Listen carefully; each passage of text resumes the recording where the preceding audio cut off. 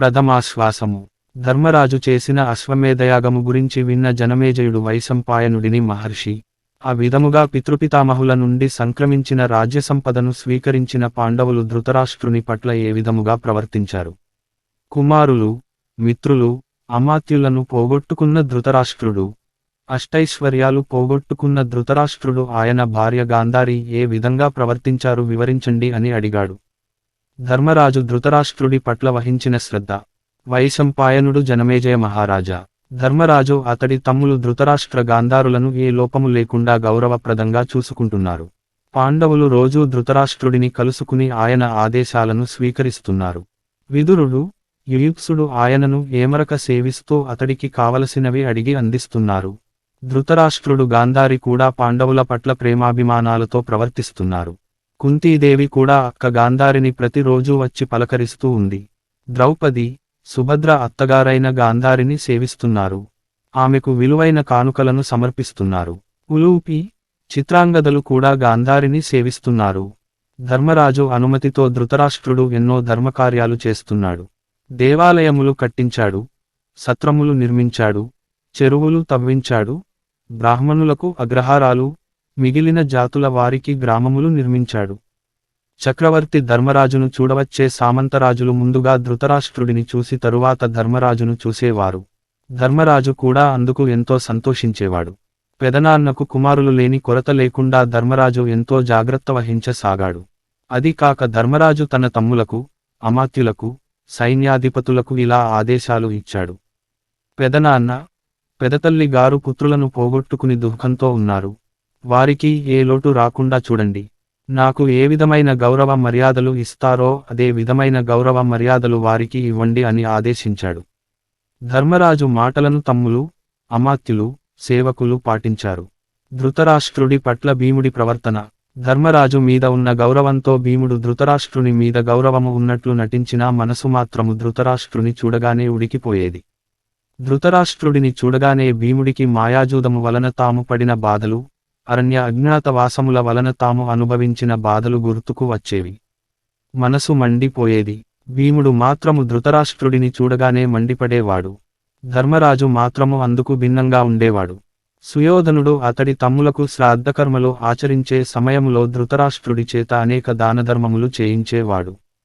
ధృతరాష్ట్రుడికి తన కుమారులు ఉన్నప్పటికంటే ఇప్పుడు రాచమర్యాదలు అధికంగా జరిగేవి. ధర్మరాజు ధృతరాష్ట్రుడి వలన అతడి కుమారుల వలన తాము అనుభవించిన కష్టాలను, వారి తమకు చేసిన అపకారాలను మనసులోకి రానిచ్చేవాడు కాదు. ధర్మరాజు మనసెరిగి మిగిలిన వారు ధృతరాష్ట్రుడి గురించి కాని, అతడి కుమారుల గురించి కాని, వారి దుష్ప్రవర్తన గురించి కాని చెడ్డగా చెప్పేవారు కాదు. ప్రజలు కూడా ధృతరాష్ట్రుడికి ధర్మరాజుకు భేదము చూపక ఇరువురిని సమానంగా గౌరవించేవారు. ధృతరాష్ట్రుడు కూడా క్రమముగా తన కుమారులను మర్చిపోయి ధర్మరాజు మీద ప్రేమాభిమానాలు కురిపించేవాడు. కాని భీముడిని చూసినప్పుడు ధృతరాష్ట్రుడి గుండె మండిపోయేది. కారణము భీముడు తన కుమారులను చంపాడని అతడు మరచిపోలేకపోవడమే. వారిరువురు ఒకరి మీద ఒకరు మండిపోతున్నా పైకి మాత్రము మర్యాదగా మాట్లాడుకునేవాళ్లు. అయినా భీముడు మాత్రము ఒక్కోసారి ధృతరాష్ట్ర గాంధారులు వింటూ ఉండగా ఈ గుడ్డివాడి కొడుకులందరినీ చంపేశాను. నా పాలబడ్డవాడు ఎవడైనా చావకుండా బయటపడ్డాడా? ఆ కౌరవులు బుద్ధిలేక మాతో యుద్ధానికి వచ్చారు కాని నా సంగతి తెలిసినవారు ఎవరైనా మాతో పెట్టుకుంటాడా? సుయోధన, దుశ్శాసనులను మట్టుపెట్టిన ఈ భుజాలను నేను పూజ్చేస్తాను. కౌరవులను సమూలంగా నాశనము చేయడానికి అనుకూలించిన ఆదైవానికి శతకోటి వందనాలు అని అంటూ ఉండేవాడు. భీముడు అలా అంటూ ఉండేవాడని ధర్మరాజుకు, అర్జునుడికి, కుంతీదేవికి, ద్రౌపదికి తెలియదు. నకుల సహదేవులు మాత్రము భీముని మాటలకు సంతోషించే వారే కాని ధర్మరాజుకు భయపడి బదులు చెప్పేవారు కాదు.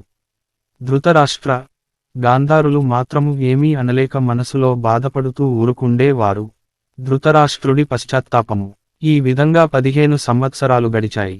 ఒకరోజు ధృతరాష్ట్రుడు తన బంధువులను, మిత్రులను, ధర్మరాజును సమావేశపరచి వారితో, ఆర్యులారా, నా వలనే నా కుమారులు నాశనము అయ్యారు అని మీకు బాగా తెలుసు.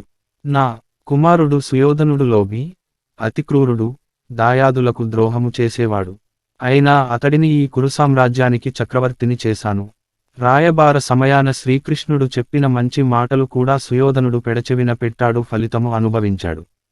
ఒక్క కృష్ణుడే కాదు, భీష్ముడు, ద్రోణుడు, విదురుడు, సంజయుడు ఎన్నో విధాలుగా నాకు నచ్చ చెప్పడానికి ప్రయత్నించారు. చివరకు నా భార్య గాంధారి కూడా నన్ను నిందించింది. కాని నాకు హితవు చెప్పిన అందరి మాటలను నేను పెడచెవిన పెట్టాను. ఇది తలచుకున్న నా మనసు బాధపడుతుంది. చివరకు నా కుమారులు యుద్ధమును కోరుకుని యుద్ధములో ఓడిపోయి యుద్ధభూమి నుండి తిరిగి రాకుండానే అక్కడే మరణించారు. యుద్ధములో మరణించి వీరస్వర్గము అలంకరించిన నా కుమారుల కొరకు నేనిక చింతించడము లేదు అన్నాడు. ధృతరాష్ట్రుడి వానప్రస్థ ప్రస్తావన. జరిగిన దానికి పశ్చాత్తాపపడిన ధృతరాష్ట్రుడు ధర్మరాజును దగ్గరగా పిలిచి ధర్మనందన, నీ దయవలన నేను సుఖజీవితమును గడుపుతున్నాను.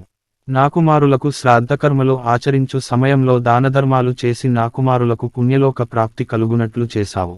నా వలన నువ్వు నీ తమ్ములు ఎన్నో కష్టాలు అనుభవించారు. నీ భార్య ద్రౌపది అలవి కాని అవమానము చవిచూసింది.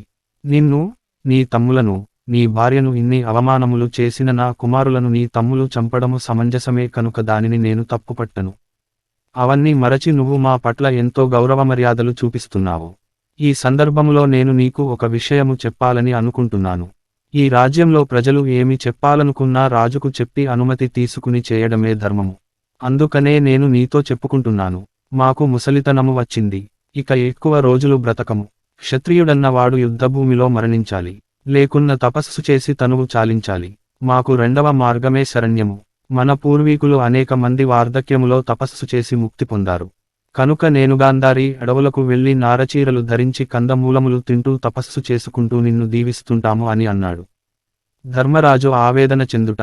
ధృతరాష్ట్రుడి మాటలు విన్న ధర్మరాజు పెదనాన్న గారు, మీరు పెదతల్లి గారు అడవికి వెళ్లి కందమూలములు తింటూ అరణ్యవాసము చేస్తూ ఉంటే ఇక్కడ నేను రాజ్యసుఖములు అనుభవించగలనా? ఈ రాజ్యపాలన నాకు సుఖాన్ని ఇస్తుందా? పెదనాన్న గారు, నాకు తెలుసు ఇక్కడ మీరు పైకి సుఖముగా ఉన్నట్లు కనిపిస్తున్నా సుఖముగా లేరు. దుఃఖముతో పరితపిస్తున్నారు. మీ మాటలు నన్ను చాలా బాధపెడుతున్నాయి. మీరు లేని నాకు ఈ రాజ్యము అక్కరలేదు. పెదనాన్న గారు నాకు తల్లి, తండ్రి, గురువు, దైవము అన్నీ మీరే అనుకున్నాను. అటువంటి మీరు అడవులకు పోతే నేను హస్తినాపురములో ఎలా ఉండగలను? ఒక పని చేస్తాము. తమరి కుమారుడు యుయుత్సుడికి రాజ్యాభిషేకము చేయండి. నేను కూడా మీతో అడవులకు వస్తాను. మనము అందరము అక్కడే ఉందాము. యుయుత్సుడు సాక్షాత్తు మీ కుమారుడు ఈ రాజ్యాన్ని పాలించడానికి అర్హుడు. అతడు పరాయివాడు కాదు కదా? పెదనాన్న గారు, నేను ఇప్పటికే యుద్ధములో బంధువులను, మిత్రులను కోల్పోయాను. ఆ దుఃఖాన్ని తట్టుకోలేకపోతున్నాను. మీరు కూడా వెళ్లారంటే నేను ఎలా ఉండగలను? పెదనాన్న, ఈ రాజ్యము మీది, మీరే ఈ రాజ్యానికి రాజు. మీకు అనుమతి ఇవ్వడానికి నేను ఎవరిని?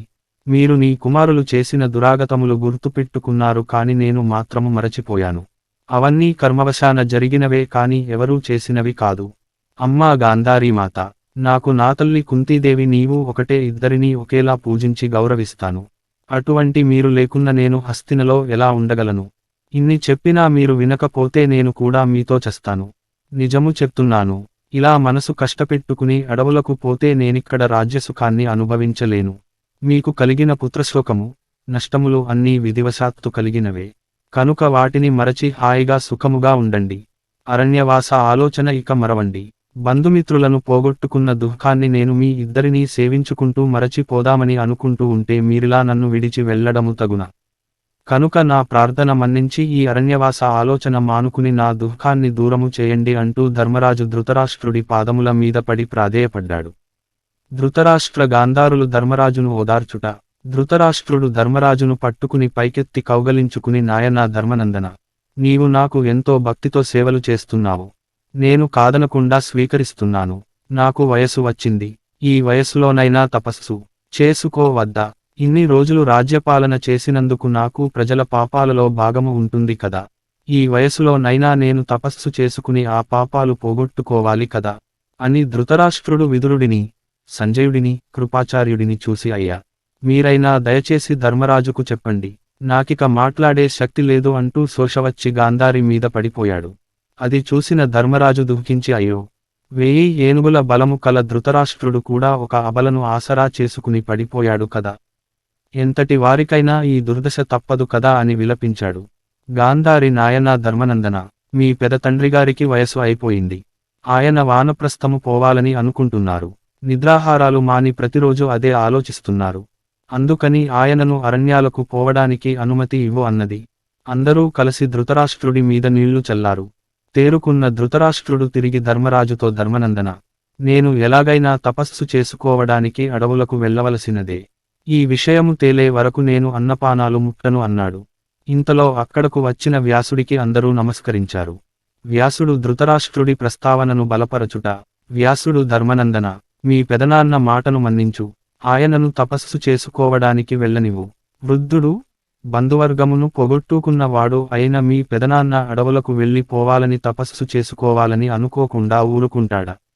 గాంధారి కూడా పుత్రశోకమును ఇన్ని రోజులు మనసులోనే అంచుకున్నది. ఆమె మనసుకు ప్రశాంతత కావాలి. ఆమెకు కూడా తన భర్త తపస్సు చేయాలని కోరిక ఉండదా?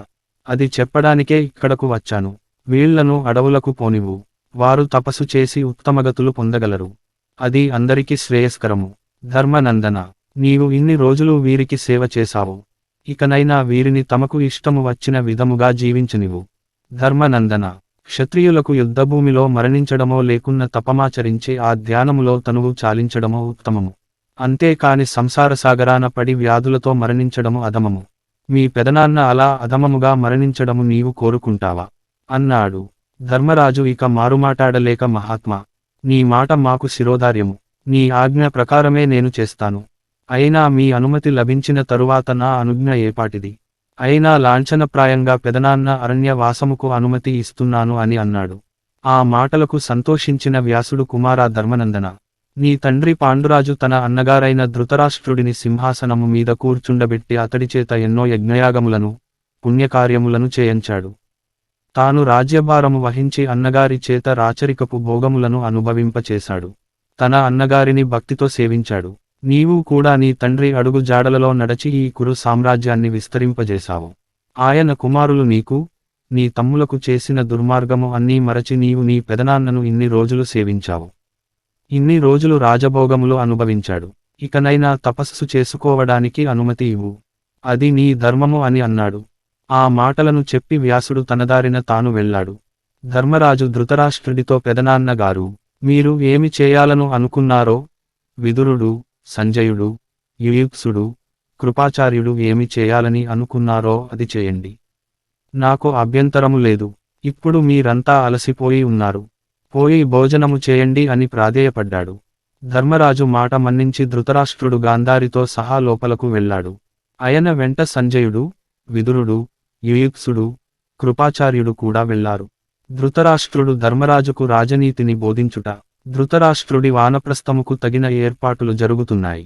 మరునాడు ధర్మరాజును ధృతరాష్ట్రుడు ఏకాంతమందిరములోనికి తీసుకుని వెళ్లి, ధర్మనందన, ఈ రాజ్యము 7 అంగములతో కూడి ఉంది. రాజ్యపాలన ధర్మబద్ధంగా చేయాలి. అది చాలా కష్టము. నాకు తెలిసినంత వరకు రాజనీతి గురించి నీకు చెప్తాను. ధర్మనందన, నీవు ఎప్పుడూ విద్యావంతులను, వృద్ధులను సేవిస్తూ వారికి తగిన ధనసహాయము చేసి వారి ప్రీతికి పాత్రుడవున కమ్ము. పెద్దలు చెప్పిన నీతులను విని ఆ విధముగా ఆచరించు. రాజ్యము ఎంత జాగ్రత్తగా చూస్తావో ఇంద్రియములను కూడా అలాగే అదుపులో ఉంచుకో. నీ ఇంద్రియములను అదుపులో ఉంచుకుంటే అవి నిన్ను కాపాడతాయి. ఇక మంత్రులను నియమించే సమయంలో వారి పూర్వచరిత్రలను, నిజాయితీని పరిగణకు తీసుకోవాలి. ఇంద్రియ నిగ్రహము కలవారినే మంత్రులుగా నియమించాలి. ఇక రాజ్యపాలనలో ఎంతోమంది శత్రువులు ఉంటారు. వారి యొక్క కదలికలు, నడవడికలు, వారి యొక్క ఆప్తులు, బంధుమిత్రులు వారి కదలికలను అనుక్షణము జాగ్రత్తగా తెలుసుకుంటూ ఉండాలి. ధర్మనందన, ఇక పుర రక్షణా వ్యవస్థను, శాంతి భద్రతను పటిష్టము చేయాలి. నీకు నమ్మకమైన వారిని నీకు భోజన సమయంలో నీకు సహాయకులుగా నియమించాలి.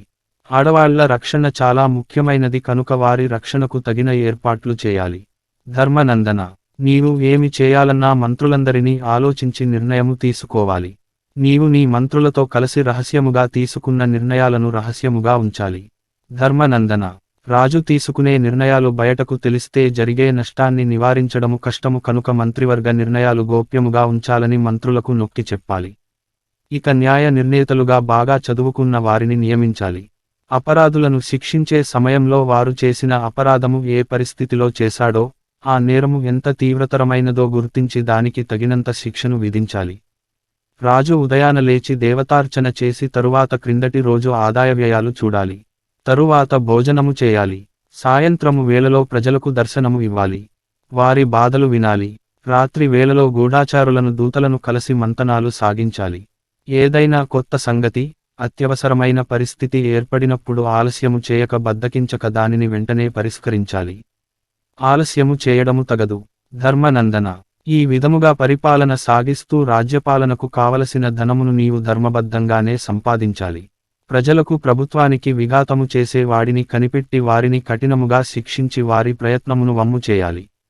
ధర్మనందన, ప్రభుత్వ కార్యాలయములో నేర్పు చూపే వారిని గుర్తించి వారిని ఆదరించాలి. వారికి ఏ లోటు లేకుండా చూసుకుంటూ వారి జీవనోపాధి సక్రమముగా జరిగేలా ఏర్పాటు చేయాలి. వారు చేసిన మంచి పనులకు ప్రోత్సాహక బహుమతులను ఇచ్చి వారిని 10 మందిలో గౌరవించాలి. నీ మీద ప్రేమ, భక్తి, స్నేహము, శౌర్యము కలవారిని సేనాధిపతిగా నియమించాలి. ఎన్ని కష్టాలు వచ్చినా ధైర్యముగా నిలిచే వారినే సేనాధిపతులను చేయాలి. ప్రతి వారిలో తప్పులు ఉంటాయి. నీ తప్పును నీ కింద వారికి తెలియనివ్వక నీ కింద వారి తప్పులను గమనించి సరిదిద్దాలి. శత్రుజయము. ధర్మనందన, నీ శత్రువు వద్ద బుద్ధిమంతుడు, నిజాయితీపరుడు, పరాక్రమవంతుడు, శ్రమకోర్చి పనిచేసేవాడు ఉన్నట్లయితే వారిని నానా రకములైన బహుమతులు ఇచ్చి నీకు అనుకూలంగా పనిచేసేట్టు చేసుకో. సాధారణంగా పొరుగురాజులతో వైరము కలుగుతుంది. అటువంటి వారి పట్ల చాలా జాగ్రత్తగా ఉండు. నీవు ఏమరుపాటుగా ఉన్నప్పుడు నీ మీద దాడి చేసే అవకాశము ఉంటుంది. నీతో సమానమైన నీ కంటే బలమైన శత్రువుతో సంధి చేసుకుని మిత్రులను చేసుకో. నీ కంటే బలహీనుడైన శత్రువును యుద్ధము చేసి ఓడించు. నీ కంటే బలహీనుడైన రాజు మిత్రుడైతే అతడిని సామంతుడిని చేసుకుని ఆదరించు. యుద్ధము 2 రకాలు. ఒకటి కోటను ముట్టడించి శత్రుకు బయటి నుండి సహాయము అందకుండా చేసి బలహీనుడిని చేసి ఓడించడము. దీనిలో ప్రాణనష్టము తక్కువ. రెండవది నేరుకు నేరుగా నిలబడి యుద్ధము చేయడము. దీనిలో సైన్య నష్టము ఎక్కువే. ఈ రెండింటిలో దేనిని అనుసరించాలో నీవే సమయానుకూలముగా నిర్ణయించాలి. ఈ రెండింటికి సైన్యము పటిష్టముగా ఉండడము ముఖ్యము. నీ శత్రురాజ్యంలో మంత్రులు రాజుకు ఎదురు తిరిగినట్లు సమాచారము అందినప్పుడు నీవు దానిని అదనుగా తీసుకుని వారిలో విభేదాలు కల్పించి శత్రువు మీద దాడి చేసి సులభంగా జయించాలి. ఎంత ప్రయత్నించినా నీ రాజ్యములోని రహస్యాలు, నీ స్వంత రహస్యాలు బయటకు పొక్కనీయకుండా జాగ్రత్త వహించు. పొరుగురాజులతో యుద్ధము చేసే కంటే సంధి ఉత్తమము. శత్రువును జయించడానికి అనువైన సమయము చూసి దాడి చేసి లోబరుచుకోవాలి. శత్రువును స్వేచ్ఛగా ఉండనిచ్చి అతడు ఆదమరచి ఉన్నప్పుడు దాడి చేసి ఓడించాలి. పొరుగురాజు మీద దండెత్తే ముందు అతడి బలము, సైన్యబలము, అతడి శక్తియుక్తులు, అతడి శత్రువులు, అతడి మిత్రులు, అతడి విశ్వాసపాత్రులు ఇవన్నీ తెలుసుకున్న తరువాత అతడి మీద దాడి చేసి జయించడానికి వ్యూహము పన్ని జయించాలి. రాజులకు 2 విధములైన బలాలు ఉంటాయి. ఒకటి తన స్వంత బలము, అంటే స్వంత సైన్యము. రెండవది మిత్ర బలము, అంటే అతడికి కష్టసుఖాలలో అతడి వెంట ఉండి సహాయ సహకారాలు అందించే మిత్రసైన్యాల బలము. కనుక నీవు నీ మిత్రులెవరో గ్రహించి వారికి ప్రాముఖ్యత ఇచ్చి వారిని అన్ని విధముల సంతోషపెట్టాలి. నీవు శత్రురాజ్యమును జయించినప్పుడు ఆ ప్రజలకు నీ మీద అభిమానము కలిగేలా ప్రవర్తించాలి. వారిని అన్ని విధాల ఆదుకున్నప్పుడు శత్రురాజ్యములో కూడా నీ కీర్తి పెరుగుతుంది. అంటే నీ రాజ్యములోని ప్రజలను శత్రురాజ్యంలోని ప్రజలను అందరినీ రాజు దయతో చూడాలి. రాజధర్మము. ధర్మనందన, రాజైన వాడు వివిధ శాస్త్రములను అభ్యసించి అందులో పారంగతుడు కావాలి. ప్రజలను వారి ఆస్తులను జాగ్రత్తగా కాపాడాలి. అందరి ఎడలా దయతో ప్రవర్తిస్తూ ప్రజలకు ఇబ్బంది కలగని విధముగా పన్నులు విధించాలి. అలా పాలించినప్పుడు రాజుకు ఆ రాజ్యము కామధేనువే అవుతుంది. ధర్మబద్ధంగా రాజ్యపాలన చేసే రాజు ఇహలోక సుఖాలతో పాటు పరలోక సుఖము ప్రాప్తిస్తుంది. ప్రజలను దయతో, ప్రేమతో, పక్షపాతము లేకుండా కన్నబిడ్డల వలె కాపాడే రాజుకు అశ్వమేధయాగము చేసిన ఫలితము కంటే అధిక ఫలితము లభిస్తుంది.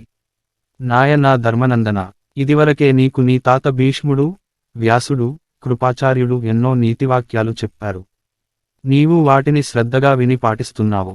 అయినా నీ మీద నాకున్న మమకారము వలన నేను నాకు తెలిసిన రాజనీతిని బోధించాను. అయినా నీకు తెలియని రాజనీతి ఏముంది? నిరంతరము పెద్దలను సేవిస్తూ ఉండు, నీకు సకల శుభములు కలుగుతాయి అని ధృతరాష్ట్రుడు ధర్మరాజుకు రాజనీతి బోధించాడు. ధర్మరాజు పెదనాన్న గారు తాత భీష్ముడు ఇప్పుడు లేరు.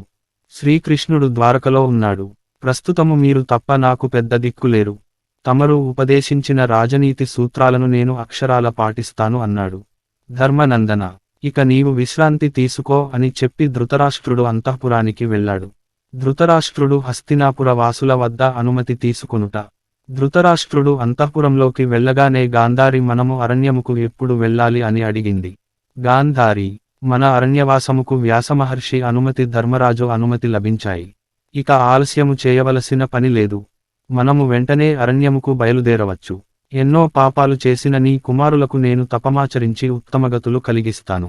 మనము అరణ్యాలకు పోయే ముందు నీ కుమారులకు ఉత్తమగతులు కలిగేలా కొన్ని దానధర్మాలు చేసి వెడదాము అని అన్నాడు ధృతరాష్ట్రుడు. అరణ్యములకు వెళ్లే ముందు ధృతరాష్ట్రుడు హస్తినాపుర వాసుల వద్ద అరణ్యావాసముకు అనుమతి తీసుకోవాలని అనుకున్నాడు. ధర్మరాజు అందుకు తగిన ఏర్పాట్లు చేసి హస్తినాపుర ప్రముఖులను రావించాడు. ధృతరాష్ట్రుడు వారితో, హస్తినాపుర వాసులారా, ఇన్ని రోజులు మీరు కౌరవులు కలిసి ఉన్నారు. వయసు పైబడిన వారు వానప్రస్థము వెళ్లడము ధర్మము.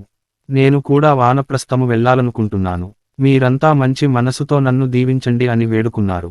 ఆ మాటలు హస్తినాపురవాసులు కళ్ళనీళ్ల పర్యంతము అయ్యారు. వారిని చూసి ధృతరాష్ట్రుడు తిరిగి, ఈ హస్తినాపురమును మనకు తెలిసి శంతన మహారాజు పాలించాడు. తరువాత ఈ రాజ్యమును భీష్ముడు కాపాడి విచిత్రవీర్యుని రాజును చేశాడు. విచిత్రవీర్యుని కుమారుడనైన నేను పుట్టుగుడ్డిని కనుక ఈ రాజ్యము పాండురాజు చేత కాపాడబడినది. తరువాత దుర్మార్గులైన నా కుమారులు పాండవులతో యుద్ధము చేసి ఓడిపోయి వీరస్వర్గము అలంకరించారు. ఈ దుస్థితికి నిజానికి నేనే కారకుడిని. నన్ను క్షమించి అయినా నాకు అరణ్యవాసము చేయడానికి అనుమతి ఇవ్వండి.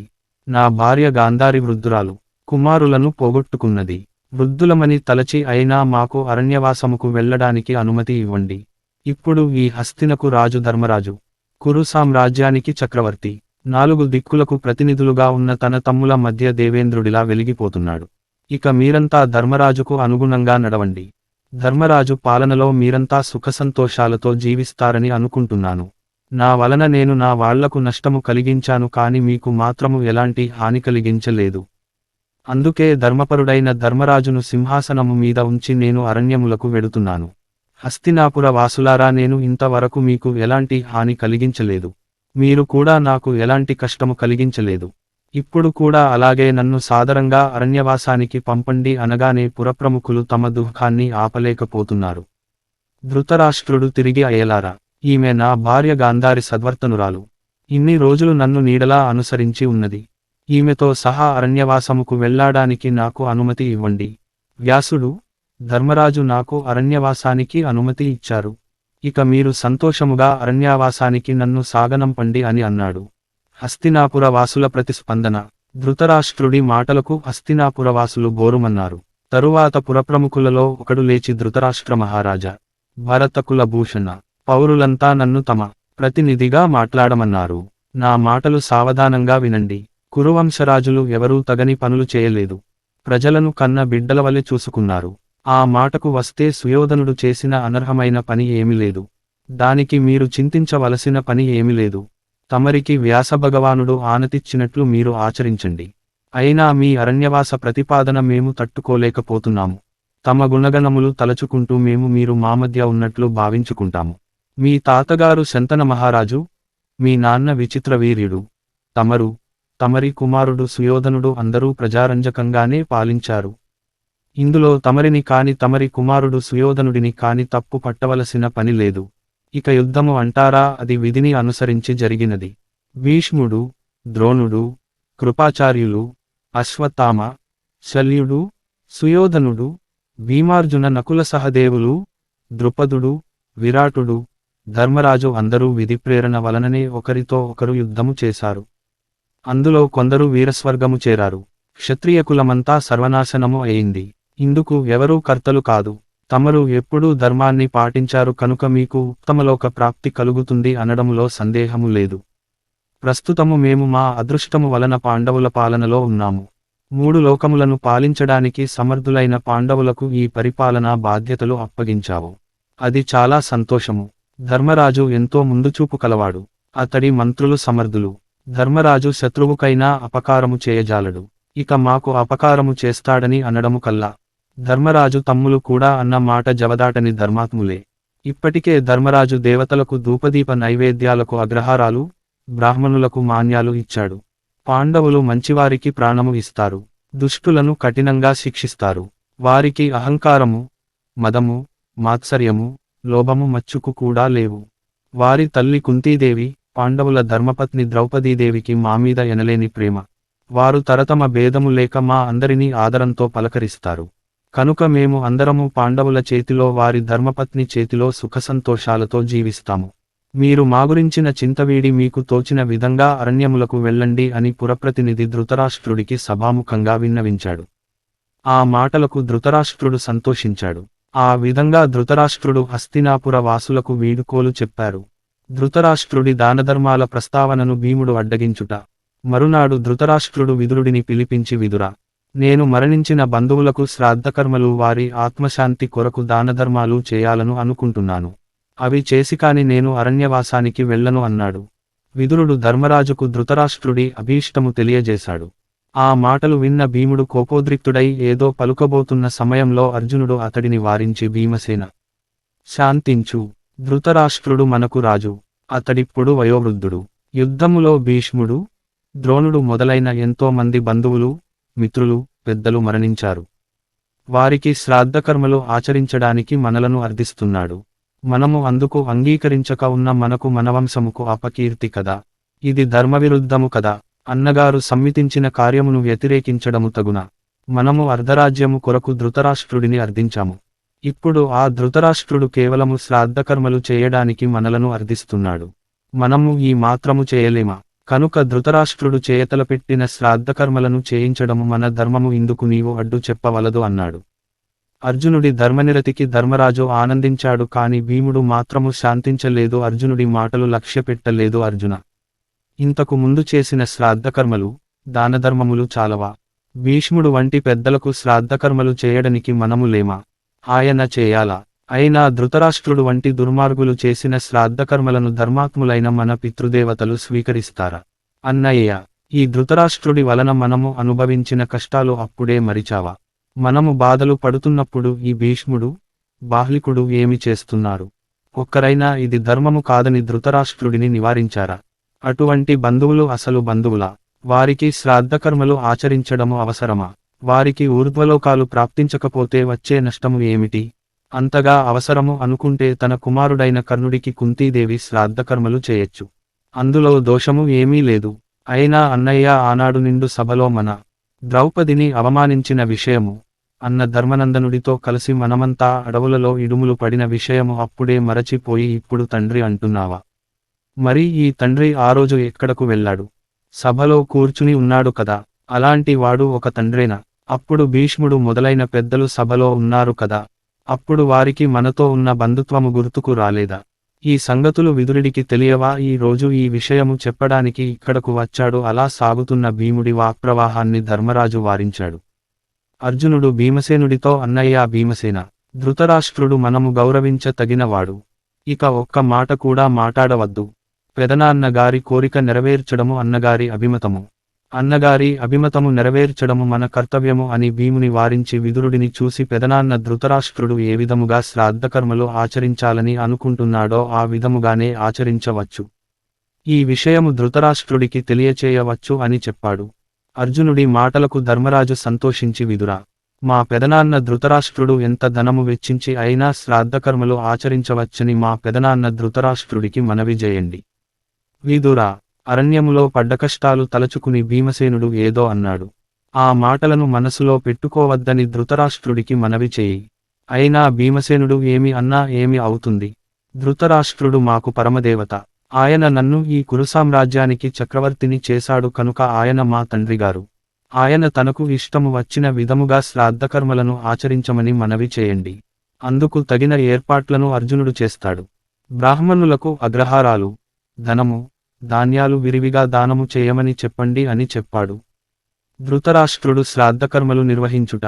విదురుడు పాండవులతో మాట్లాడిన తరువాత ధృతరాష్ట్రుడి వద్దకు వెళ్లి, ధృతరాష్ట్ర మహారాజా, నీకు నచ్చిన విధముగా భీష్మాదులకు శ్రాద్ధకర్మలు, దానధర్మాలు చేయమని చెప్పాడు. నీ కుమారులు పుణ్యలోకాలు పొందే విధంగా బ్రాహ్మణులకు బంగారము, రత్నములు, గ్రామములు, హయములు, గోవులు మిక్కుటముగా దానము చేయమని చెప్పాడు. తరువాత భీముడు అన్న మాటలు కూడా చూచాయగా చెప్పి, ధృతరాష్ట్ర మహారాజా, నీవు భీముడు అన్న మాటలను లక్ష్యపెట్టవద్దు. భీముడు దుర్మదుడు. అతడి మాటలు పట్టించుకోవలసిన పని లేదు. ఆ మాటలకు ధృతరాష్ట్రుడు సంతోషించాడు. కార్తీక మాసములో పౌర్ణమి తిథియందు ధృతరాష్ట్రుడు పెద్దలకు శ్రాద్ధకర్మలు ఆచరించాడు. ధర్మరాజు బంగారముతో చేసిన వస్తువులను పంపించాడు. ధృతరాష్ట్రుడు ముందు బాహ్లికుడికి, భీష్ముడికి, సోమదత్తుడికి, ఆయన పుత్రులకు శ్రాద్ధకర్మలు ఆచరించాడు. ఆ తరువాత సుయోధనుడు మొదలైన 100 కుమారులకు శ్రాద్ధకర్మలు ఆచరించాడు. తరువాత సింధురాజు సైంధవుడికి అతడి బంధువులకు, మిగిలిన రాజులకు, ద్రోణుడికి తనకు తోచిన విధంగా శ్రాద్ధకర్మలు ఆచరించాడు. తనకు గుర్తు ఉన్న బంధువులు అందరికీ శ్రాద్ధకర్మలు ఆచరించాడు. తరువాత 15 రోజులపాటు నిర్విరామంగా దాన ధర్మాలు చేశాడు. అందుకు తగిన నిధులు, సంభారాలు, బంగారము, రత్నములు, గోవులు, హయములు, వస్త్రములు, స్త్రీలు, గ్రామములు సమకూర్చాడు ధర్మరాజు.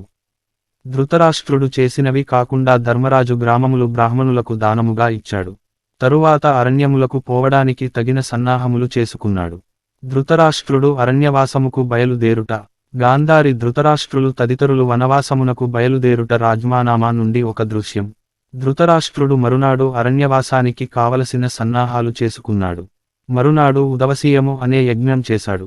పాండవులకు మిగిలిన వారికి తాను అరణ్యాలకు పోతున్న విషయము తెలియజేశాడు. పట్టువస్త్రములను విడిచి గాంధారీ సహితముగా నారవస్త్రాలను ధరించాడు. ఆభరణాలు, ఆడంబరాలు విడిచిపెట్టాడు. పురోహితులు అగ్నిహోత్రముతో సహా వెంట నడువగా ధృతరాష్ట్రుడు గాంధారీ సహితముగా అరణ్యాలకు పోవడానికి సిద్ధము అయ్యాడు. ఆ సమయములో కుంతీదేవి అక్కడకు వచ్చింది. దుఃఖము ముంచుకు వస్తుండగా గాంధారీ వెంట నడచింది.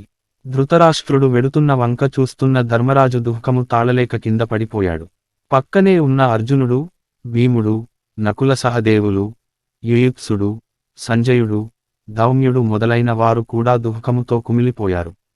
కుంతీదేవి గాంధారి భుజము మీద చెయ్యి వేసి నడుస్తూ ఉంది. ద్రౌపది, సుభద్ర, చిత్రాంగద, ఉలూపి, ఉత్తర ఇంకా అంతఃపురజనాలు శోకిస్తూ నడుస్తున్నారు. కొంతమంది బిగ్గరగా రోదిస్తున్నారు. జూదము ఆడిన తరువాత ఏ విధముగా దుఃఖించారో ఆ విధంగా దుఃఖించసాగారు. వీధులకు అటూ ఇటూ నిలబడి చిన్న, పెద్ద, ఆడ, మగ తేడా లేకుండా పౌరులంతా దుఃఖిస్తున్నారు. ధృతరాష్ట్రుడు పురద్వారము సమీపించగానే తనతో వస్తున్న వారిని నిలువమని ప్రార్థించాడు. విదురుడు కూడా ధృతరాష్ట్రుడితో అరణ్యానికి వెళ్లడానికి నిశ్చయించుకున్నాడు. విదురుడితో పాటు సంజయుడు కూడా వారితో అరణ్యాలకు వెళ్లడానికి నిశ్చయించుకున్నాడు. యుయుత్సుడు, కృపాచార్యులు కూడా వెంట వస్తానని అంటే ధృతరాష్ట్రుడు వద్దని వారించి ధర్మరాజుకు అప్పగించాడు. తన కోడళ్లను సముచితమైన మాటలతో అనునయించాడు. వారంతా ధృతరాష్ట్రుడికి గాంధారికి నమస్కరించి సెలవు తీసుకున్నారు. ధర్మరాజు శోకించుట. ధర్మరాజు కుంతీదేవిని చూసి అమ్మా, ధృతరాష్ట్రుడు నాకు పితృసమానుడు, ఆయన అడవులకు వెడుతున్నాడు. నేను కూడా ఆయన వెంట వెళ్ళి ఆయనకు శుశ్రూషలు చేస్తాను. నీవు అంతఃపురవాసులను తీసుకు వెళ్ళు అన్నాడు. కుంతీదేవి కుమారా, రాజ్యము చేయవలసిన వాడవు నీవు తనతో రావడానికి నీ పెదతండ్రి అంగీకరిస్తాడా? కనుక నీవు అంతఃపుర జనాలను తీసుకు వెళ్ళు. అక్కగారికి సేవ చేయడానికి నేను వారితో వెడతాను. వారికి సేవలు చేయడానికి నీకు తెలియదు. నేను స్త్రీని పైగా సమర్థురాలను. కనుక నేను వారితో అడవులకు వెడతాను. ఇంతకాలము కలిసి ఉన్నాము. ఇప్పుడు వారు అడవులకు వెడితే నా మనసు ఎలా ఒప్పుతుంది అన్నది కుంతీదేవి. ఆ మాటలు విన్న పాండవులు 5గురు కుంతీదేవిని ఆపడానికి ఎంతో ప్రయత్నించారు. అయినా కుంతీదేవి వినక ధర్మరాజుతో కుమారా, నేను వీరితో అడవులకు వెళ్లడానికి నిశ్చయించుకున్నాను. ఇక నీవేమి మాటాడకు. ఎవరు చెప్పినా నేను వినను. నకుల సహదేవులను జాగ్రత్తగా చూసుకో. నా పెద్ద కుమారుడు కర్ణుడిని మరువకు. నేను కపటబుద్ధితో కర్ణుడి జన్మరహస్యము మీకు చెప్పకుండా దాచి మహాపాపము చేశాను. దానిని తలచుకుంటూ నేను బాధపడని రోజు లేదు. నేను చేసిన పాపము తొలగిపోయేలా కర్ణుడి పేరు మీద విరివిగా దానధర్మములు చేయి. నా పెద్ద కుమారుడు కర్ణుడు నా కుమారుడు అర్జునుడి చేతిలో దారుణముగా చంపబడ్డాడు అని తెలిసినా నా గుండెలు బద్దలు కాలేదు. నాది గుండె కాదు బండరాయి కదా. నేను ఎంత కఠినాత్మురాలో కాదా. నీవు నీ తమ్ములు సదా కర్ణుడిని తలచుకుంటూ ఉండండి. ధర్మనందన, నీ భార్య ద్రౌపదిని అనురాగంతో చూడండి. నీ తమ్ములు భీమార్జున నకుల సహదేవుల మనసు తెలుసుకుని ప్రవర్తించు. వారికి కావలసినది వారు అడగకనే సమకూర్చు. ఇంటి విషయములలో పడి రాజ్యపాలన, ధర్మపాలన మరువకు. నా నిర్ణయము మారదు. ఇంక మీరు తిరిగి వెళ్ళండి అని కుంతీదేవి పలికింది. భీమార్జున నకుల సహదేవులు కళ్లలో ధారాపాతంగా నీరు కారుతుండగా తలలు వంచుకుని నిలబడ్డారు. ధర్మరాజు అమ్మా, ఏమిటిది ఇంత హఠాత్తుగా ఈ నిర్ణయము తీసుకున్నావు? నిన్ను నేను ఎలా అడవులకు పంపగలను? చిన్నప్పటి నుండి మాకు మార్గోపదేశము చేసిన నీవు ఇప్పుడు కూడా అలాగే మా చేత రాజ్యపాలన చేయించు. అంతేకాని ఇలా అడవులకు వెడితే ఎలాగా? నీవు కృష్ణుడు మమ్ములను అనుక్షణము కనిపెట్టి మార్గోపదేశము చేయకపోతే మేము ఇంత వారము అయ్యేవారిమా? అమ్మా మమ్ము నీ కోడళ్లను మనుమలను విడిచి అడవులలో ఎలా ఉండగలవో అమ్మా అన్నాడు. అయినా కుంతీదేవి బదులు చెప్పకుండా గాంధారి వెంట నడచి వెడుతూనే ఉంది. కుంతీ నిర్ణయమును భీములు వారించుట ఇలా వీలుపడదని భీముడు కుంతీదేవికి అడ్డుపడి అమ్మా అమ్మా ఏమిటమ్మా ఇది, నీవు మమ్ము వదిలిపెట్టి వెళ్ళడానికి కారణము ఏమిటమ్మా, నీ ఆదేశము మీదనే మేము యుద్ధము చేసి శత్రువులను చంపి రాజ్యమును చేపట్టాము, సుఖించవలసిన తరుణములో ఇలా అడవులకు వెళ్లడము భావ్యమా చెప్పు.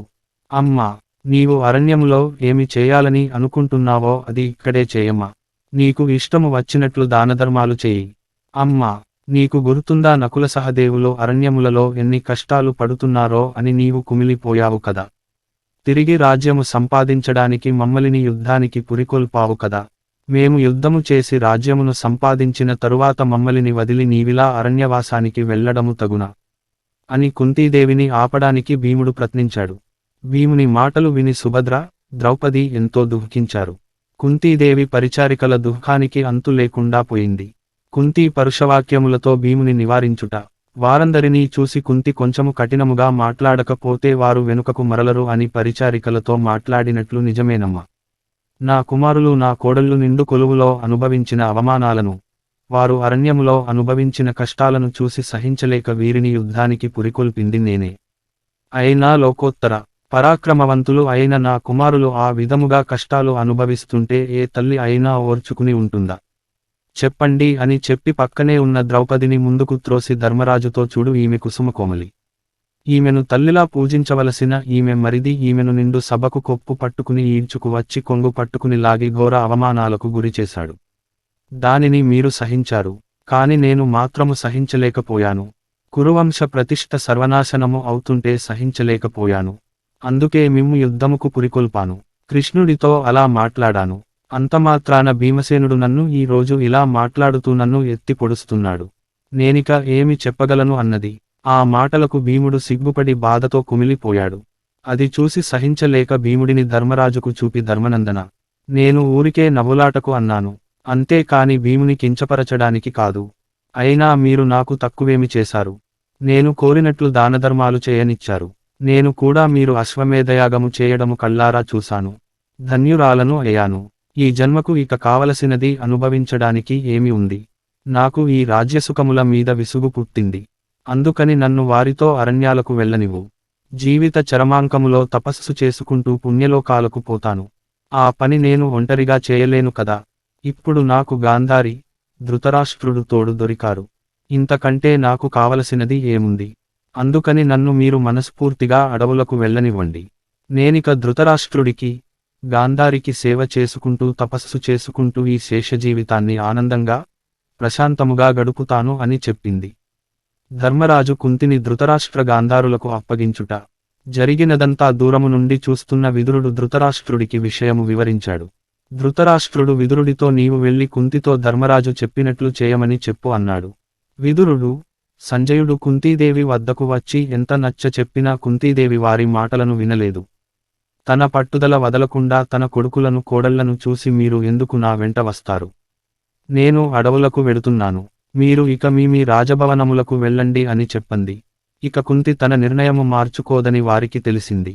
వారందరూ ఆమెకు ప్రదక్షిణ చేసి నమస్కరించి అక్కడే దుఃఖిస్తూ నిలిచారు. పాండవులు మాత్రము ఆమెకు వీడ్కోలు చెప్పడానికి ఆమెతో కొంత దూరము నడచి ఆమెను ధృతరాష్ట్రుడి వద్దకు తీసుకు వెళ్లి తరువాత ధర్మరాజు ధృతరాష్ట్రుడితో మీరు అడవికి వెళుతున్నారని తెలిసి మా తల్లి కుంతీదేవి కూడా తమతో వస్తానని పట్టుపట్టింది. మేము ఎంత చెప్పినా వినడము లేదు. ఇక మా తల్లి బాధ్యత మీదే.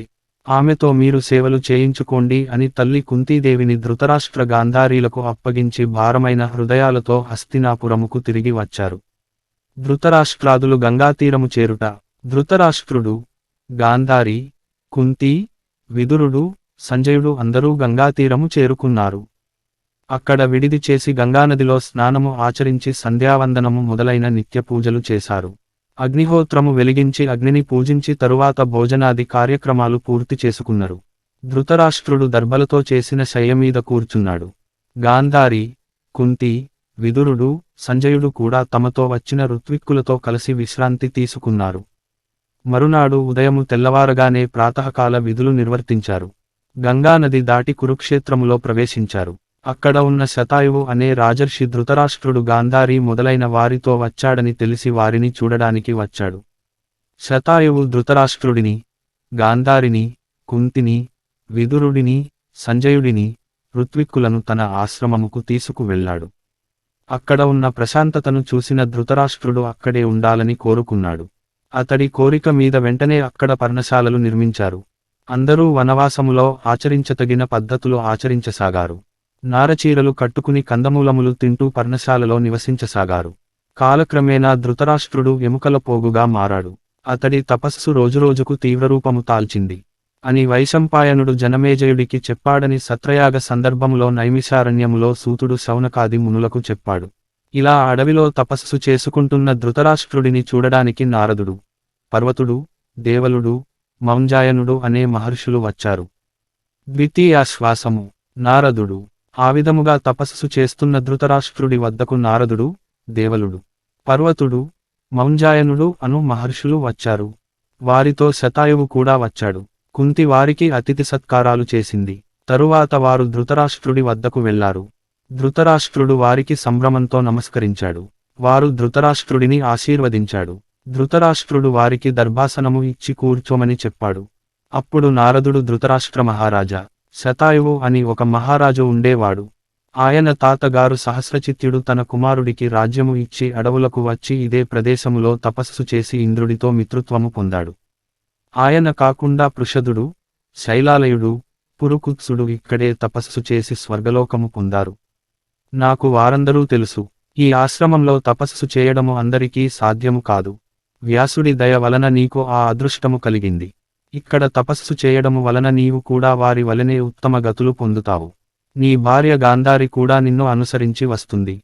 మీకు సేవలు చేసినందుకు కుంతీదేవి కూడా ఉత్తమ గతులు పొంది తన భర్త పాండురాజును చేరుకుంటుంది. ఇప్పుడు పాండురాజు స్వర్గలోకములో ఉన్నాడు. సదా నిన్నే తలచుకుంటున్నాడు. యమధర్మరాజు ఆత్మగా కలిగిన విదురుడు కూడా యమధర్మరాజును చేరుకుంటాడు. సంజయుడు కూడా మిమ్ము అనుసరించి వస్తాడు అని చెప్పాడు.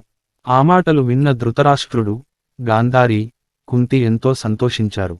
ఆ శతాయువు నారదుడిని, నారద మహర్షి, మీకు అన్నీ తెలుసు కదా, నాకు ఒక సమాధానము చెప్పండి. మీరు కురుసార్వభౌముడికి ఉత్తమ గతులు కలుగుతాయని చెప్పారు కదా, అది ఎలాగో వివరించండి. అందుకు నారదుడు, శతాయువు, నేను ఒకసారి దేవేంద్రుడితో ముచ్చటిస్తున్న సమయములో ధృతరాష్ట్రుడి ప్రస్తావన వచ్చింది. ధృతరాష్ట్రుడి తీవ్రమైన తపస్సు గురించి దేవలోకము అంతా ప్రశంసించారు. అప్పుడు దేవేంద్రుడు, నారద, ఇంతటి తీవ్రమైన తపస్సు చేస్తున్న ధృతరాష్ట్రుడు తన భార్య గాంధారితో సహా దేవలోకము చేరుకుంటాడు అన్నాడు ఇంద్రుడు. ఆ సమయములో అక్కడ ఉన్న పాండురాజు అది విని చాలా సంతోషించాడు అని నారదుడు చెప్పాడు. ఆ మాటలు విని ధృతరాష్ట్రాదులు సంతోషించారు. నారదాది మహామునులు అక్కడి నుండి తమ నివాసాలకు వెళ్లారు. పాండవులు ధృతరాష్ట్రుడి వద్దకు వెళ్ళుట. హస్తినాపురములో పాండవులు కూడా తమ తల్లి కుంతిని తలచుకుని విచారిస్తున్నారు. పెదతండ్రి ధృతరాష్ట్రుడు, పెదతల్లి గాంధారి అడవిలో ఎన్ని కష్టాలు అనుభవిస్తున్నారో అని దుఃఖిస్తున్నారు. ముసలిప్రాయంలో సుఖపడవలసిన తరుణంలో అడవులలో కష్టములు అనుభవిస్తున్నారని కుమిలిపోతున్నారు. హస్తినాపుర ప్రజలు కూడా వారిని తలచుకుని ఎంతో బాధపడుతున్నారు. పాండవులు విదురుడిని, సంజయుడిని తలచుకుని కూడా దుఃఖిస్తున్నారు. రాజభోగములను వదిలి అడవులలో ఆకులు అలములు తిని బ్రతకవలసిన అవరము ఏమున్నదని విలపిస్తున్నారు. వారిని చూసి ద్రౌపది, సుభద్ర కూడా బాధపడుతున్నారు. ఇక ఉండలేక పాండవులు అందరూ ధృతరాష్ట్రాదులను చూడడానికి అరణ్యముకు వెళ్లడానికి నిశ్చయించుకున్నారు. ఆ సమయములో సహదేవుడు అన్నలకు నమస్కరించి, తల్లి కుంతీదేవిని చూడాలని నేను ముందే అనుకున్నను, కాని మీరు ఏమి అంటారో అని చెప్పలేదు. మన తల్లి కుంతీదేవి తన బావ ధృతరాష్ట్రుడికి, తన అక్క గాంధారికి సేవలు చేయడానికి వారితో పాటు అడవులకు వెళ్ళింది. అక్కడ నారచీరలు కట్టుకుని ఆకులు అలములు తింటూ ఎలా ఉందో అని నాకు బెంగగా ఉంది అన్నయ్య. అందుకని ఆలస్యము చేయకుండా అరణ్యములకు వెళ్లి వారిని చూసి రావడము మంచిది అని అన్నాడు. ఆ మాటలు విన్న ద్రౌపది కూడా సహదేవుడు చక్కగా చెప్పాడు. మీరు తక్షణము కుంతీదేవిని చూడడానికి అడవులకు వెళ్లడము సముచితము. కాని మరొక్క విషయము, మా కోడళ్లము అందరము అత్తగారులను చూడడానికి ఉవ్విళ్ళూరుతున్నాము. మేమంతా ప్రయాణానికి సిద్ధముగా ఉన్నాము అన్నది. ధర్మరాజు అందుకు సమ్మతించాడు. ప్రయాణానికి తగిన సన్నాహాలు చేయమని ఆదేశాలు జారీ చేశాడు. హస్తినాపుర ప్రజలు ఎవరైనా తమతో రావచ్చని, అలా వచ్చే వారికి తగిన ఏర్పాట్లు చేయమని ఆదేశాలు ఇచ్చాడు. తాము లేని సమయములో నగరరక్షణార్థము యుయుత్సుడిని, కృపాచార్యుడిని, దౌమ్యుడిని నియమించాడు. అలా పాండవులు అడవులకు వెళ్ళడానికి సన్నాహాలు చేసుకున్నారు. పాండవులు ఆశ్రమానికి చేరుట, భీముడు గజబలముతో, అర్జునుడు రథములతో, నకులుడు అశ్వబలముతో, సహదేవుడు కాల్బలముతో బయలుదేరారు. ద్రౌపది వంటి అంతఃపుర స్త్రీలు పల్లకీలలో, బంగారు రథములలో బయలుదేరారు. ధర్మరాజు 16 అశ్వములు కూర్చిన రథములో బయలుదేరాడు. అలా ధర్మరాజు గంగానదిని దాటి కురుక్షేత్రములో శతాయువు ఆశ్రమానికి సమీపములో ఉన్న ధృతరాష్ట్రుడి ఆశ్రమానికి చేరుకున్నాడు. అందరూ తమ రథములు దిగి కాలినడకన ఆశ్రమము వద్దకు వెళ్లారు. ధర్మరాజు అక్కడ ఉన్న వారిని ధృతరాష్ట్రుల వారు ఎక్కడ అని అడిగాడు. వారు యమునలో స్నానము చేయడానికి వెళ్ళాడు అని చెప్పారు. వెంటనే ధర్మరాజు మొదలైన వారు యమునా నదీ తీరానికి వెళ్లారు. అప్పటికే యమునలో స్నానము జపతపాదులు ముగించుకుని ధృతరాష్ట్రుడు మొదలగు వారు వారికి ఎదురు వచ్చారు. కుంతీదేవి పాండవులను చూసి పొదివిపట్టుకుని అందరినీ ఆశీర్వదించింది. సహదేవుడు కుంతీదేవి పాదాల మీదపడి ఏడ్చాడు. కుంతీదేవి గాంధారికి, ధృతరాష్ట్రుడికి తన కుమారులు వచ్చిన విషయము చెప్పింది. పక్కనే ఉన్న సంజయుడు పాండవులను చూసి సంతోషముగా పలకరించాడు. ద్రౌపది మొదలైన అంతఃపుర స్త్రీలు అందరూ వచ్చి గాంధారికి, కుంతికి నమస్కరించారు. వారు అంతఃపుర స్త్రీలను ఆదరించారు. తన వారు అందరూ చుట్టూ ఉండగా ధృతరాష్ట్రుడికి తాను హస్తినాపురములో ఉన్నట్లు అనిపించింది. అందరూ కలిసి ఆశ్రమానికి వెళ్లారు. ధృతరాష్ట్రుడు ధర్మరాజును కుశలము విచారించుట, పాండవులు, ధర్మరాజు అరణ్యాలకు వచ్చారని తెలిసి చుట్టుపక్కల ఉన్న మునులు, ఋషులు వారిని చూడవచ్చారు. అక్కడకు వచ్చిన పాండవులు మునులకు పాదాభివందనము చేశారు. ఆ మునులు పాండవులను తమకు పరిచయము చేయమని కోరారు. సంజయుడు ఈయన ధర్మరాజు, ఈయన భీముడు, ఈయన అర్జునుడు, ఈయన నకులుడు, ఈయన సహదేవుడు, ఈమె ద్రౌపది. ఈమె శ్రీకృష్ణుడి చెల్లెలు అర్జునుడి భార్య అయిన సుభద్ర. ఉలూపి, చిత్రాంగదలు కూడా అర్జునుడి భార్యలు. ఈమె ఉత్తర యుద్ధములో వీరమరణము పొందిన అభిమన్యుడి భార్య. తరువాత పాండవుల ఇతర భార్యలను కూడా వారికి పరిచయము చేశాడు. పరిచయాలు అయిన తరువాత ధృతరాష్ట్రుడు ధర్మరాజుతో, ధర్మనందన, నీవు, నీ తమ్ములు, నీ మిత్రులు, బంధువులు అందరూ కుశలమే కదా? నీ అంతరంగ పరిజనము సుఖముగా ఉన్నారా? నీవు నీ పెద్దలు నడచిన మార్గమునే నడుస్తున్నావా? దేవాలయములు, బ్రాహ్మణులకు ఇచ్చిన అగ్రహారములు మాన్యములు అన్యాక్రాంతము కాకుండా కాపాడుతున్నావా? ప్రజకు బాధ కలిగించని విధంగా పన్నులు విధించి కోశాగారాన్ని నింపుతున్నావు కదా? నీవు నీ మిత్రుల పట్ల స్నేహభావము, శత్రువుల పట్ల కాఠిన్యము ప్రదర్శిస్తున్నావు కదా? నీకు మిత్రులు శత్రువులు కాక తటస్థముగా ఉన్న రాజుల పట్ల అప్రమత్తముగా ఉంటున్నావు కదా? ఎందుకంటే వారు ఎప్పుడు ఏవైపు ఉంటారో తెలియదు కదా? దేవతలను, పితృదేవతలను, అతిథులను నైవేద్యములు, భోజనములు పెట్టి తృప్తిపరుస్తున్నావు కదా? నీ రాజ్యములో 4 వర్ణాల వారు తమకు విధించిన వృత్తులు క్రమము తప్పకుండా పాటిస్తున్నారు కదా? నీ రాజ్యములో బాలలు, వృద్ధులు, స్త్రీలు అందరూ భయము లేకుండా జీవిస్తున్నారు కదా? నీ ఆజ్ఞను పురప్రజలు ఖచ్చితముగా పాటిస్తున్నారు కదా? అని గబగబా ప్రశ్నించాడు. ధర్మరాజు ధృతరాష్ట్రుడిని కుశలము విచారించుట. ధృతరాష్ట్రుడు కుశలము విచారించిన దానికి బదులుగా ధర్మరాజు, పెదనాన్నగారు, మీరు నాకు చేసిన రాజనీతి ఉపదేశము వలన రాజ్యపాలన అంతా చక్కగా జరుగుతున్నది. కాని మా దిగులంతా తమరి గురించే. తమరి తపస్సు ఎలా కొనసాగుతోంది? మా తల్లి కుంతీదేవి తమకు సేవలు చేస్తున్నది కదా?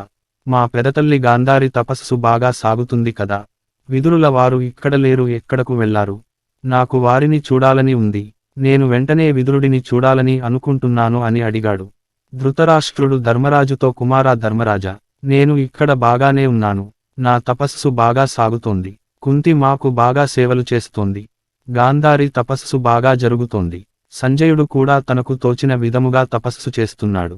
కాని విదురుడు మాత్రము ఎక్కడ ఉంటాడో, ఎక్కడ తిరుగుతుంటాడో తెలియదు. వేలకు ఆహారము తీసుకోడు. ఒక్కోసారి గాలి, నీరు మాత్రమే ఆహారముగా తీసుకుంటాడు. ఒక్కోసారి అది కూడా తీసుకోడు. చాలా విచిత్రముగా ప్రవర్తిస్తుంటాడు. మనుష్యులు తిరగడానికి భయపడే ఈ కారడవిలో ఒంటరిగా స్వేచ్ఛగా నిర్భయముగా సంచరిస్తుంటాడు. ఈ క్షణములో ఇక్కడ ఉంటాడు, మరు క్షణములో ఎక్కడ ఉంటాడో తెలియదు. ఇక్కడే ఎక్కడో తిరుగుతున్నాడు చూడు అని దూరముగా తిరుగుతున్న విదురుడిని ధర్మరాజుకు చూపించాడు ధృతరాష్ట్రుడు. ధర్మరాజు విదురుని అనుసరించుట. ధృతరాష్ట్రుడు చూపించిన వైపు చూసిన ధర్మరాజు అక్కడ విదురుడు ఉండడము చూశాడు. విదురుడి శరీరము అంతా మట్టి కొట్టుకుని ఉంది. దుస్తులు ధరించలేదు. జుట్టంతా జడలు కట్టి ఉంది. ఆశ్రమ సమీపానికి వచ్చి అక్కడ అధికముగా జనము ఉండడము చూసి దూరముగా పోసాగాడు. ఇది చూసిన ధర్మరాజు, విదురా, విదురా, ఆగు, నేను ధర్మందనుడను నిన్ను చూడడానికి వచ్చాను అని అరుస్తూ విదురుడి వెంట పరిగెత్తాడు. విదురుడు ఒక చెట్టు కింద నిలబడ్డాడు. ధర్మరాజు పరుగున వెళ్లి విదురుడి ముందు నిలబడ్డాడు. విదురుడు నిశ్చలంగా నిలబడ్డాడు. ధర్మరాజు విదురా, నేను ధర్మనందనుడను నిన్ను చూడవచ్చాను. కళ్ళు తెరవండి అని ప్రార్థించాడు. విదురుడు కళ్ళు తెరచి ధర్మరాజు వైపు తదేకంగా చూస్తూ తన యోగ బలముతో తన శరీరాన్ని విడిచిపెట్టాడు. విదురుడి ఇంద్రియములు, విదురుడి ప్రాణములు విదురుడిని విడిచిపెట్టి తేజో రూపములో ధర్మరాజులో ప్రవేశించాయి. విదురుడి పాంచభౌతిక శరీరము కింద పడిపోయింది. ధర్మరాజు అప్పుడు ఇనుమడించిన కాంతితో ప్రకాశించాడు. ఇది చూసిన ధర్మరాజు ఆశ్చర్యచకితుడై విదురుడికి అంత్యక్రియలు నిర్వర్తించాలని తలచాడు. అప్పుడు ఆకాశము నుండి ఒక వాక్కు వినిపించింది. విదురుడు యతీశ్వరుడు. యతిధర్మము స్వీకరించాడు. అతడి శరీరానికి అగ్నిసంస్కారము చేయకూడదు. కనుక అతడి శరీరాన్ని అక్కడే విడిచిపెట్టు అని వినిపించింది. తరువాత ధర్మరాజు వడివడిగా నడుస్తూ ఆశ్రమానికి వెళ్లి అక్కడ ఉన్న వారికి జరిగినదంతా వివరించాడు. అది విని అందరూ ఆశ్చర్యచకితులు అయ్యారు. తరువాత ధర్మరాజును చూడడానికి వచ్చిన తాపసులు అందరూ ధృతరాష్ట్రుడి వద్ద సెలవు తీసుకుని అక్కడ నుండి వెళ్లారు. తరువాత ధృతరాష్ట్రుడు ధర్మరాజును చూసి ధర్మనందన, నీకు ఫలములు, దుంపలు ఇస్తాను, ఆహారముగా స్వీకరించు అన్నాడు. అలాగే అని ధృతరాష్ట్రుడి ఆతిథ్యాన్ని ధర్మరాజు సంతోషంగా స్వీకరించాడు. అందరూ ధృతరాష్ట్రుడు భోజనముగా ఇచ్చిన ఫలములను, కందమూలములను సంతోషముగా స్వీకరించారు. ఆ రోజు రాత్రి ఆశ్రమంలో నిద్రించారు. తెల్లవారిన తరువాత కాలకృత్యములు, సంధ్యావందనము మొదలైన కార్యక్రమాలు పూర్తి చేసుకున్న తరువాత భార్య ద్రౌపది తమ్ములతో, పరివారముతో కలిసి ఆశ్రమము అంతా తిరిగి చూశారు. తరువాత ధృతరాష్ట్రుడి వద్దకు వచ్చి అతడికి నమస్కరించి ఎదురుగా ఒక ఆసనము మీద కూర్చుని ఇష్టాగోష్ఠి జరిపాడు. ఆ విధముగా ధర్మరాజు 1 మాసము కాలము తన పరివారముతో అరణ్యములో గడిపాడు. వ్యాసుడు ధృతరాష్ట్రుడి ఆశ్రయముకు వచ్చుట. ఒకరోజు ధృతరాష్ట్రుడు, ధర్మరాజు, శతాయువు మొదలైన మహామునులతో కూర్చుని సంభాషిస్తున్న తరుణములో అక్కడకు వ్యాసుడు వచ్చాడు. ధృతరాష్ట్రుడు ధర్మరాజు అర్ఘ్యపాద్యములు ఇచ్చి సత్కరించారు.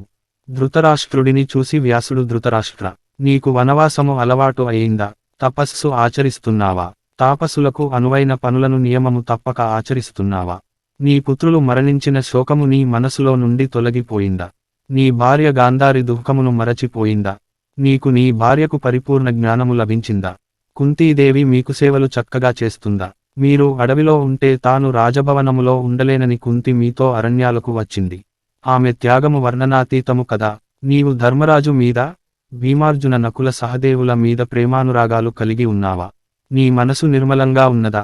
నీ మనసు నిర్మలమైనదా? ధృతరాష్ట్ర మహారాజా, శత్రుత్వము, ఒకరికి అపకారము చేసే గుణమును కలకాలము నిలుపుకోకూడదు. మనసు సదా నిర్మలంగా నిలుపుకున్నప్పుడే సంపదలు కలుగుతాయి. విదురుడు శరీరము వదిలాడని విన్నాను. విదురుడు ఎవరో కాదు, అతడు సాక్షాత్తు యమధర్మరాజు. మాండవ్యముని శాపము కారణంగా మానవజన్మ ఎత్తాడు. బ్రహ్మదేవుడి ఆదేశాన్ని అనుసరించి అంబిక యొక్క దాసికి పుత్రుడిగా శూద్రగర్భమున జన్మించాడు. అతడే కాదు, ధర్మరాజు కూడా యమధర్మరాజు ప్రతిరూపమే. అందుకే విదురుడు యోగబలముతో తన అంశను ధర్మరాజులో కలిపాడు. అటువంటి దేవతా స్వరూపుడైన ధర్మరాజు చేత సేవలు అందుకుంటున్నందుకు సంతోషంగా ఉందా అన్నాడు. ధృతరాష్ట్రుడి వైరాగ్యము. ధృతరాష్ట్రుడు వ్యాసుడితో వినయముగా, వ్యాసమునీంద్ర, ఈ వనవాసము నాకు ఏమాత్రము బాధ కలిగించడము లేదు. నా దేహము చిత్తము తపస్సు చేసుకోవడములో నిమగ్నము అయ్యాయి. నేను కాని గాంధారి కాని పుత్రశోకమును ఇసుమంత కూడా అనుభవించడము లేదు. ఆ దుఃఖమును మేము ఎప్పుడో మరచిపోయాము. నాకు ధర్మరాజు మీద, అతడి తమ్ముల మీద అంతులేని అనురాగము ఉంది. ఈ ధర్మరాజు సాక్షాత్తు ధర్మదేవతా స్వరూపుడని నాకు తెలుసు. ఆ మాటలను నేను ఎప్పటికప్పుడు నా మాటలతో, చేతలతో ధర్మరాజుకు తెలియజేస్తున్నాను. కుంతి రాజభోగములు వదులుకుని మా వెంట అరణ్యాలకు వచ్చి మాకు సేవలు చేయడము మాకు ఎంతో ఆశ్చర్యము కలిగిస్తోంది. తమరి దయవలన మాకు అధ్యాత్మ పరిజ్ఞానము, మానసిక నిర్మలత్వము కలిగాయి అని వినయముగా చెప్పాడు. ఆ సమయములో ద్రౌపది, సుభద్ర మొదలైన అంతఃపురకాంతలు వ్యాసుడి దర్శనము కొరకు వచ్చి ఆయనకు భక్తితో నమస్కరించారు. వారిని అందరినీ వ్యాసుడు ఆశీర్వదించాడు. తరువాత ధృతరాష్ట్రుని చూసి వ్యాసుడు, మీ అందరికీ మీ మనసులలోని చింతలను తీర్చి మంచి బుద్ధి కలిగించే తలంపుతో ఇక్కడకు వచ్చాను. మీకు ఇష్టము వచ్చినది అడగండి, మీ కోరికలు తీరుస్తాను అని అన్నాడు. ధృతరాష్ట్రుడు వ్యాసుడిని కోరిన కోరిక. వ్యాసుడికి బదులిస్తూ ధృతరాష్ట్రుడు, వ్యాసమునీంద్ర, తమరు మా మీద దయతో మా వద్దకు రావడమే మహాభాగ్యము. ఇంతకంటే మేము కోరేది ఏముంటుంది? మీ దయ మాకు లభించింది, అంతకంటే అధికమైనది ఏమున్నది? మీరు మా వద్దకు రావడము మమ్ము ఆదరించడముతో నా జన్మ ధన్యము అయింది. నాకు ఉత్తమలోక ప్రాప్తి కలుగుతుందో లేదో అన్న భయము పోయింది. నేను ధన్యులలో ధన్యుడిని అయ్యాను. అయినా మీరు కోరమన్నారు కనుక అడుగుతున్నాను. నా కుమారుడు దుష్ట స్వభావము కలవాడు. పాండవులు పాప స్వభావము లేనివారు, పుణ్యాత్ములు. అటువంటి వారిని నా కుమారుడు సుయోధనుడు పరాభవించాడు. తన మిత్ర రాజులందరినీ ససైన్యముగా యుద్ధ భూమికి బలి ఇచ్చాడు. భీష్మ, ద్రోణ, కర్ణులను బలి ఇచ్చి చివరకు తాను కూడా బలి అయ్యాడు. అధముడైన సుయోధనుడి కొరకు తమ భార్య, బిడ్డలను, రాజ్యాలను వదిలి వచ్చిన నానా దేశాల రాజులకు ఎటువంటి సద్గతులు లభించాయి. మరణించిన తరువాత వారు పొందిన లోకములు ఏమిటి, వారు ఏమయ్యారో తెలియజేయండి అని అడిగాడు. గాంధారి కోరిన కోరిక. గాంధారి వ్యాసుడికి నమస్కరించి వ్యాసమునీంద్ర, భారతయుద్ధము జరిగి 16 సంవత్సరాలు అయ్యాయి. ఈ 16 సంవత్సరాలు నా భర్త ధృతరాష్ట్రుడు కొడుకుల కొరకు పరితపిస్తూ ఉన్నాడు. ఆయనే కాదు నేను, ద్రౌపది, సుభద్ర, కుంతి, నా కోడళ్ళు 100 మంది. యుద్ధములో చనిపోయిన భూరిశ్రవుడు, సోమదత్తుడు, బాహ్లికుడి భార్యలు యుద్ధములో చనిపోయిన తమ భర్తలు, కొడుకులు ఎలా ఉన్నారో అని పరితపిస్తున్నారు. వారిని చూడాలని ఆతురతగా ఉన్నారు. ఈ సృష్టిలో ఎన్ని లోకాలు ఉన్నాయో అన్నీ నీ యోగశక్తితో చూపగల సమర్థులు మీరు. మాకు ఈ మాత్రము చూపలేరా? కనుక మాకు మా బంధువులు ఎక్కడ ఉన్నారో చూపండి. మా దుఃఖములు తొలగించండి. ఇదే మా కోరిక అని అందరి కోరికగా గాంధారి చెప్పింది. కుంతీదేవి సందేహము. కుంతీదేవి వ్యాసుడికి నమస్కరించిన సమయములో కుంతీదేవికి తన కుమారుడు కర్ణుడు మనసులో మెదిలాడు. కుంతి మనసు బాధపడింది. అది వ్యాసుడు గ్రహించి అమ్మా కుంతీదేవి, గాంధారి తన కోరిక తెలియజేసింది. నీ మనసులో కోరిక కూడా తెలియజేస్తే అది కూడా తీరుస్తాను అని అన్నాడు. కుంతీదేవి వ్యాసుడికి నమస్కరించి వ్యాసమునీంద్ర, నీవు దేవతలకు దేవతవు. నీవు నా భర్తకు తండ్రివి. నిన్ను మామామగారుగా పొందడము మా అదృష్టము. నా మీద దయ ఉంచి నా విన్నపము ఆలకించు. నేను కన్యగా ఉన్నప్పుడు దుర్వాస మహాముని మా తండ్రి వద్దకు వచ్చాడు. ఆయనకు సేవలు చేయడానికి నా తండ్రి నన్ను నియమించాడు. నా సేవలకు దుర్వాసుడు మెచ్చుకుని నీకు ఒక వరము ఇస్తాను, కోరుకో అన్నాడు. నేను మహానుభావ, మీ దయ మా మీద ఉన్నది, నాకు అంతే చాలు. నాకు ఇక ఏ వరము అవసరము లేదు అని అన్నాను. దుర్వాసుడు నేను వరము ఇస్తానని అన్నప్పుడు నీవు కాదని అనకూడదు. అడుగు అన్నాడు. నేను భయపడి నాకు పుత్రుడిని ప్రసాదించమని అడిగాను. అప్పుడు ఆ ముని నాకు ఒక మంత్రము ఉపదేశించి, ఈ మంత్రము మననము చేసి ఏ దేవతను పిలిస్తే ఆ దేవత వచ్చి నీకు పుత్రుడిని ప్రసాదిస్తాడు. కుంతి, సాక్షాత్తు యమధర్మరాజు నీకు కుమారుడిగా జన్మిస్తాడు అని చెప్పాడు. తరువాత దుర్వాసుడు వెళ్ళిపోయాడు. నేను బాల్యచాపల్యము చేత ఆ మంత్రమును పరీక్షించాలని ఏ దేవతను పిలవాలా అని ఆలోచిస్తుండగా ఆకాశములో సూర్యుడు కనిపించాడు. నేను మంత్రము మననము చేసి సూర్యదేవుడిని ప్రార్థించాను. నేను ఇది కేవలము వినోదము కొరకు చేశాను. కాని సూర్యదేవుడు నిజంగానే నా ముందు ప్రత్యక్షమై నీకు ఏమి వరము కావాలో కోరుకో అని అడిగాడు. నాకు భయము వేసి చేతులు జోడించి, అయ్యా, మీరు ఎందుకు వచ్చారు? వెళ్ళిపోండి అని ప్రార్థించాను. అందుకు సూర్యదేవుడు, కన్యామణి, వృధాగా ఎవరినైనా ఆహ్వానించడము తప్పు. నీకు మంత్రము ఎవరు ఉపదేశించారో నేను వారిని శపిస్తాను అని కోపంతో అన్నాడు. నేను భయముతో వణికిపోయాను. నా బాల్యచాపల్యము వలన నిరపరాధి అయిన గురుదేవులు దుర్వాసులవారు శాపగ్రస్తులు కావడము ఇష్టపడక దేవా, తమరు నా మీద దయ ఉంచి తమరితో సమాన తేజస్సు కలిగిన పుత్రుడిని ప్రసాదించండి అని కోరాను. అప్పుడు సూర్యభగవానుడు, కన్యామణి, నీకు నా తేజోప్రభావముతో నాతో సమానుడైన తేజస్వి కుమారుడిగా జన్మిస్తాడు. నీవు కన్యవు కనుక నీ కన్యాత్వము చెడకుండా పుత్రుడు కలిగేలా వరము ప్రసాదిస్తున్నాను అని పలికాడు. తరువాత సూర్యభగవానుడు వెళ్ళిపోయాడు. నేను గర్భవతిని అయ్యాను. తల్లిదండ్రులకు తెలియకుండా అంతఃపురములో పుత్రుడిని ప్రసవించాను. కాని కన్యను అయిన నేను లోకనిందకు వెరచి కుమారుడిని పెంచలేక నదిలో విడిచిపెట్టాను. ఇది నాకు ఒక కలగా జరిగిపోయింది. తమరు జ్ఞానులు కనుక జరిగినది అంతా గ్రహించారు. కానీ ఆ పుత్రుడు నాకు కలిగిన విధానము, నదిలో వదిలిన విధానము నాకు ఇంకా బాధ కలిగిస్తుంది. నేను చేసింది పాపమో కాదో నాకు తెలియకపోయినా నేను నా కుమారుడిని నిర్దయగా నదిలో వదిలి వేసినందుకు ఇప్పటికీ నా హృదయము దహించుకుపోతుంది. ఆ భయము ఇప్పటికీ నన్ను వదలడము లేదు కనుక మీరు నా భయాన్ని పోగొట్టండి. మరణించిన తన కుమారుడు ఎటువంటి ఉత్తమ గతులు పొందారో తెలుసుకోగోరుతున్న ఈ ధృతరాష్ట్రుడి కోరికను తీర్చండి. ఇదే మీరు నాకు ఇచ్చే కోరిక అని వేడుకొన్నది. కురుక్షేత్ర రహస్యము. వ్యాసుడు కుంతీదేవితో, కుంతి, నీవు చెప్పినది యథార్థము. ఇందులో నీ తప్పు ఏమీ లేదు. దేవతలు ఇలాంటి అద్భుతాలు చేస్తూ ఉంటారు. కర్ణుడు అలా జీవించవలసి ఉన్నది కనుక నీవు కర్ణుడిని నదిలో వదిలిపెట్టావు. కర్ణుడి పుట్టుక వలన నీ కన్యాత్వము భంగము కాలేదు కనుక నీవు స్త్రీలలో అగ్రగణ్యురాలవు. నీవు నిష్కళంక చరితవు అనడములో ఎటువంటి సందేహము లేదు. గాంధారీ నీవు కోరినట్లు నీ కుమారులను, బంధువులను, సోదరులను, కుంతి తన కుమారుడైన కర్ణుడిని, మీ బంధువులను చూస్తారు. ద్రౌపది, సుభద్ర, మిగిలిన స్త్రీలు వారి పుత్రులను, కుమారులను, మనుమలను చూస్తారు. నేను ఈ పని చేయడానికే ఇక్కడకు వచ్చాను. నీ భర్త యొక్క, కుంతి యొక్క చింతలు పోగొట్టడానికి మీరు కోరిన కోరికలు నెరవేరుస్తాను. కాని గాంధారీ, నీవు నీ కుమారుల గురించి, మనుమల గురించి చింతించవలదు. వారు యుద్ధము చేసి వీరమరణము పొందారు. భారత యుద్ధము ఇలా జరగాలని ఎప్పుడో నిర్ణయించబడినది. ఎందరో దేవతలు తమ తమ అంశలతో ఈ భూమి మీద జన్మించారు. నీ భర్త పూర్వజన్మలో ధృతరాష్ట్రుడు అనే గంధర్వరాజు. అతడు ఈ జన్మలో అందరాజుగా జన్మించాడు. యమధర్మరాజు అంశతో పుట్టినవాడు ధర్మరాజు. వాయుదేవుడి అంశతో జన్మించిన వాడు భీముడు. అశ్విని దేవుల అంశతో జన్మించిన వారు నకుల సహదేవులు. నరనారాయణులలో నరుడు అర్జునుడిగాను నారాయణుడు శ్రీకృష్ణుడిగాను జన్మించారు. ద్వాపరుడు శకునిగాను, కలి అంశతో సుయోధనుడు జన్మించారు. రాక్షసాంశలతో దుశ్శాసనాదిని మిగిలిన కుమారులు జన్మించారు. సూర్యుడి అంశతో కర్ణుడు, చంద్రుడి అంశతో అభిమన్యుడు జన్మించారు. అగ్నిలో నుండి పుట్టిన ద్రౌపదికి అన్నగా అగ్నిదేవుడే దృష్టద్యుమ్నుడుగా జన్మించాడు. వాయుదేవుడి అంశతో అతడి సోదరుడు శిఖండి జన్మించాడు.